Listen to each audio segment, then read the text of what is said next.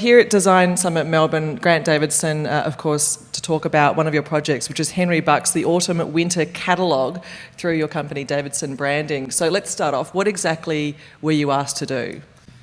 It was an interesting brief where the objective was to develop a catalogue for the winter range, and the brief was pretty much follow the format, structure, and probably most importantly the budget from the previous years. So the brief was pretty straightforward. And then you needed to try and take it to something else, to somewhere else, which means you needed to approach the client and suggest new opportunities, new ideas. What did you have to do?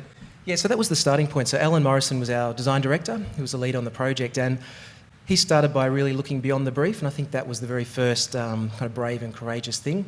And what he did was he looked at, challenging the convention, so doing something different. So rather than focusing on featuring the product, which most catalogues do, what he did was he looked at turning it on its head and focusing on the consumer and featuring their life and their lifestyle, and then the cafe culture. Okay, so that's why we see in the catalogue a series of images of handsome-looking guys drinking coffee, but also wearing the outfits. Was it easy to take the client to that step to say this is an approach that will work for you, that will leverage your business, I suppose? Yeah. Yes and no. Yes, in some respects, the client who's very entrepreneurial, and so Tim Cecil's the client, and he loved the concept, absolutely loved it.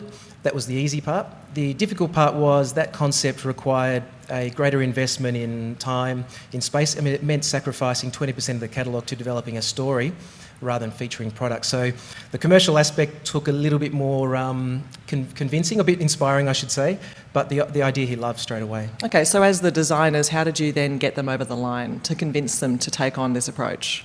Well, I think in many ways a great, inspiring idea does the work for itself. I think if you have to sell it really hard, then there's possibly something flawed with the idea in itself. So Tim, when he saw the concept, and I guess we always present a range of options. So there was the one that answered the brief specifically, and then when you looked at that by comparison, there was no... That's always how it works, isn't it? You give them the idea that they wanted, then you give them something that's a bit better, so they see it on paper and they know it will work. That's how it goes. Exactly, yeah. So then it literally sold itself, yeah. And did it sell itself? What was the impact, I suppose? How did the economics, I suppose, of what you did achieve results for the company? So I believe that it was one of the most successful catalogues that they've ever run. So that, I guess, helped to validate the process and the recommendation for that path, yeah. And what about in comparison to other catalogues? I know you've already touched on it, but in comparison to the marketplace, I mean, there are a lot of brands out there that sell similar kinds of products, I suppose. But what did this do to change the way that the company, Henry Bucks, was viewed in the marketplace? Yeah, definitely. What it did was it showed an empathy with their customer. So rather than being... And one of the problems with their category is that everything looks the same, and they're all starting to become very similar. And so what this did was actually say, we have great empathy with your lifestyle and aspirations, and that actually struck more of a chord with their customers. And what about for you as a company to work on something like this? I'm sure you've done similar projects in the past, but what was it about this one that took your company, the way that you approached the brief itself, to a different level? Working in fashion's great fun.